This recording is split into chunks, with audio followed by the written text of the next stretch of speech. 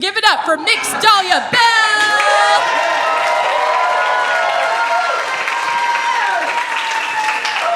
Hello, everyone. I do apologize. I am getting over a cold, so if I sound extra nasally tonight, I want you to know I'm not trying to feminize my voice. That's not what's happening.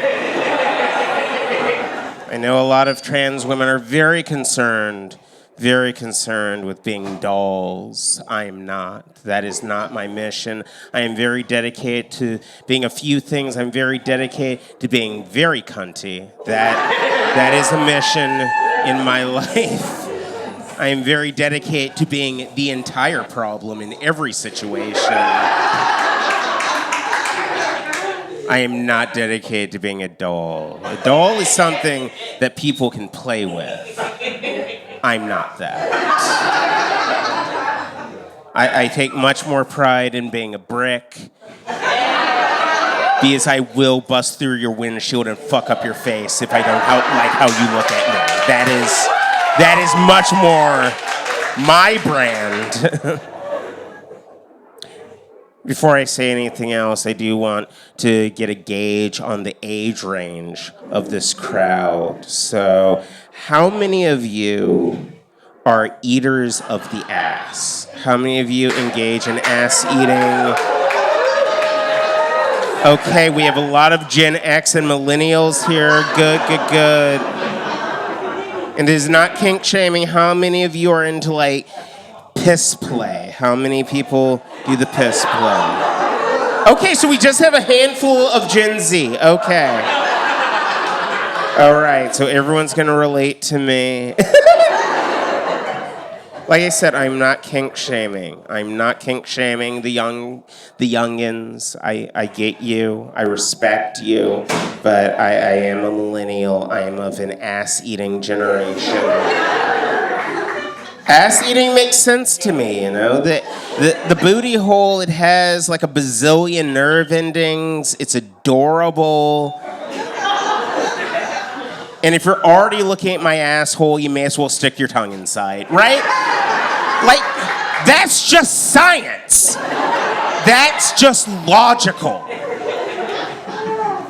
Piss drinking, though, piss play, that's the level of commitment I'm not ready for. That's not how I used to do gay. I have never loved anyone that much in my entire life.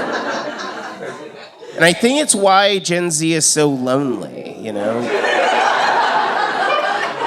Your generation asks far too much of your intimate partners. Recently, I learned about this concept of sloppy toppy. Miss me on that shit.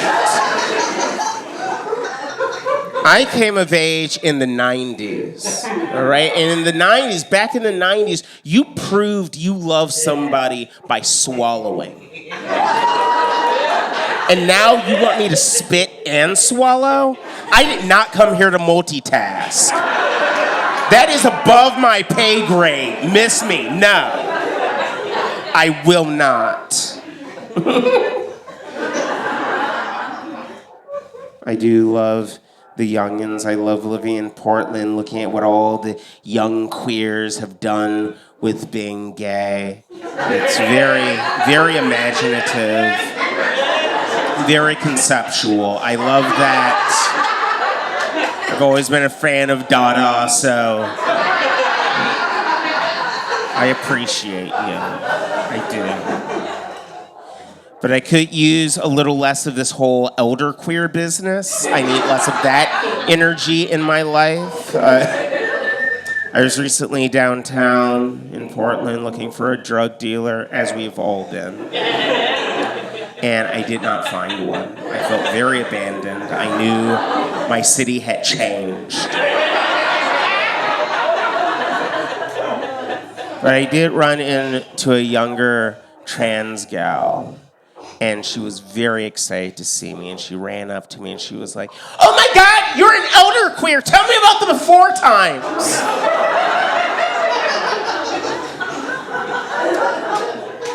And I didn't understand what she meant, So I asked for clarification. I was like, before what? Before this conversation, I was having a great day, but now I'm angry. She's like, no. The before times, like before I was born. And here's the thing about the before times, before this young woman had been born. Had you ran up to any woman over the age of 30 and said, "Hey, you old tranny, I see the age in your face and body area," I would have responded with violence, but times are changing, so you get to live another day. Congratulations.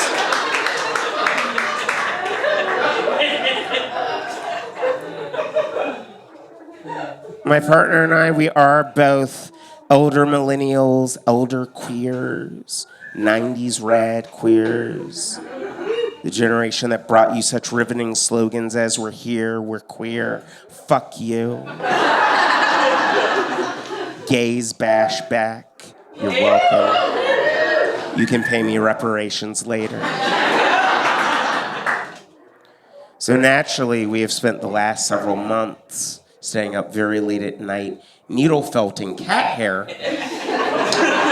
into little woodland creatures with bells and catnip in the middle for our fur babies to play with, because that is the new radical queer agenda, to just be left the fuck alone. That's all we're trying to do right now. For the last year, I have been needle felting a ball of cat hair. I'm very careful to phrase it this way, because if I just say I'm needle felting a hairball, people get very disgusted, and justifiably so. I get it. No, I'm needle felting a ball from all the hair I brush from our 4 lovely fur babies. And I realize it's still gross, but I think it's good. I think in this current social and political climate, it's important to have an activity that helps you ground, right? Helps you recenter. And I highly recommend like arts and crafts, right? Arts and crafts are great. And also, sometimes you just want to stab a bitch. And needle felting is great for that. It's just constructive ganking. That's all it is. It's prison without the prison. You understand? And I'm very, very gay, so I get butt sex afterwards. I get to shank something and have anal sex at the end. Exactly. It's all of my high school dreams come true without having to be caught for a crime. So that's what that is. I was recently torturing one of my younger queer friends by showing him just endless music videos of all my childhood crushes. Just a nonstop stream of the usual suspects like Freddie Mercury, David Bowie, Michael Jackson, Prince. And he stopped me. He was like, "Dahlia, if there is one thing I've always known about you, it's that you're a power bottom. So why were you attracted to all these bottom-coated men?" And I didn't really have a good answer in that moment. So I went with the first thing that came to my mind, which was, "They don't call me old scissor booty for nothing. You know me, out here scissoring butts, just interlocking booty cheeks, stacking cakes on cakes on cakes on cakes. Come on, you know how we do. You know how we do, player. That's not how we do. That's not how we do. Where they do that? Who's doing that? Who's that for? You are a liar. I made that shit up. Nobody's doing that. I'm not trying to vacuum lock my asshole to another twink's asshole. That is it's not what we're doing.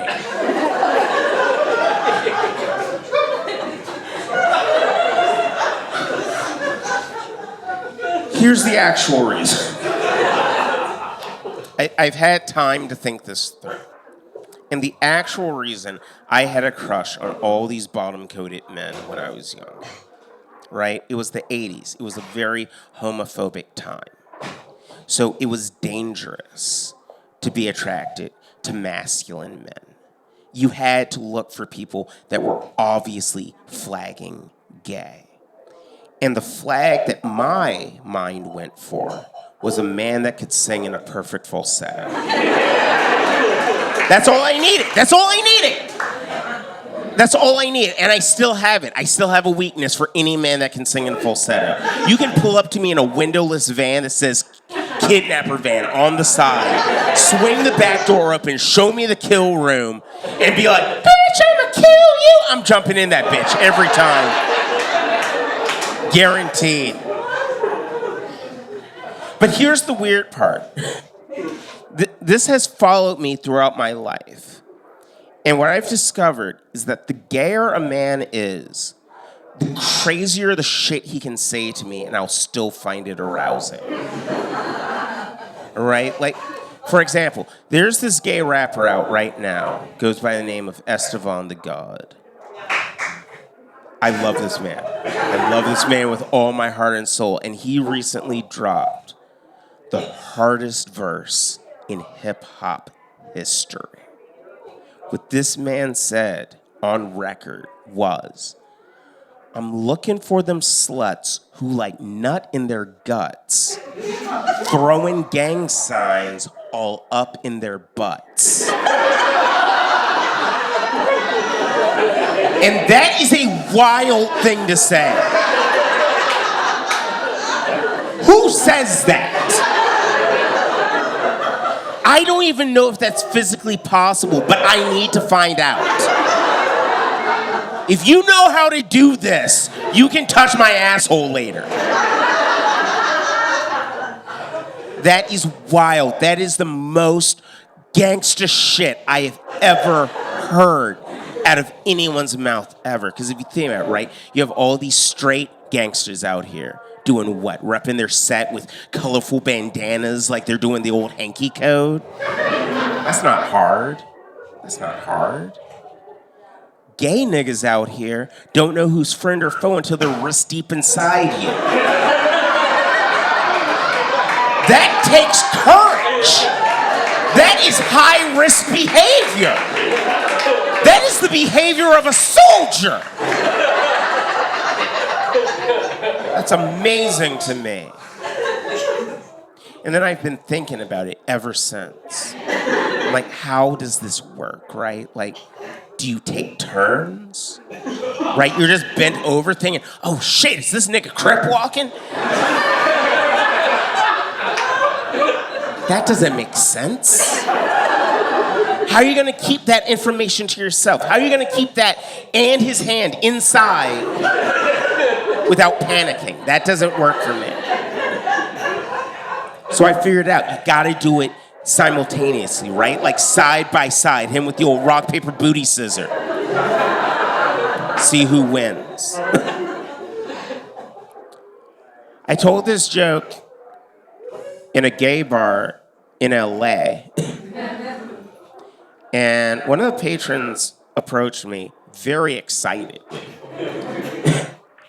after my set. I was like, for real though, bro, for real though.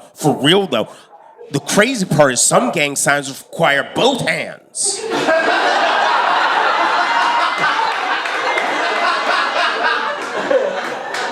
Some gang signs require an elbow.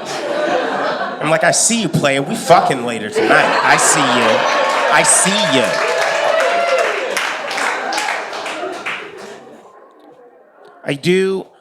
I have built a reputation over the years for talking about my booty hole because it's magnificent. And if you haven't seen, touched, tasted, or penetrated my booty hole, I don't know what's wrong with you. You are in the global minority. And by that, I mean you are white. And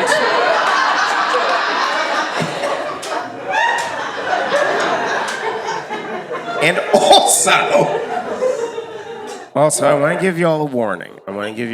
Real quick. Because there's a change to my brand coming up in the next few months. I do have vaginoplasty scheduled for the end of this year.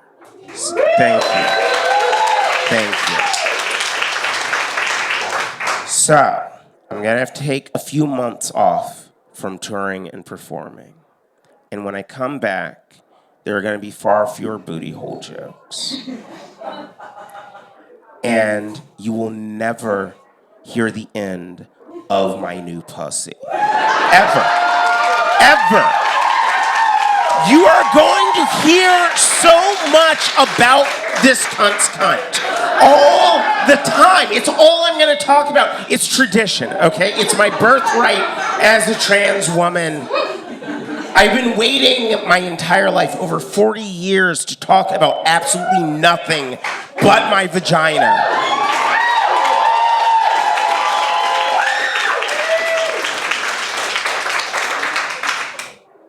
So, if you have a dick, regardless of gender, all right? I'm not sexist. I'm not actually racist.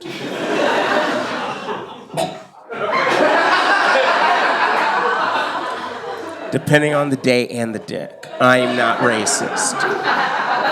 So if you have a pretty dick, now is the time. Now is the time to send me a picture of that dick.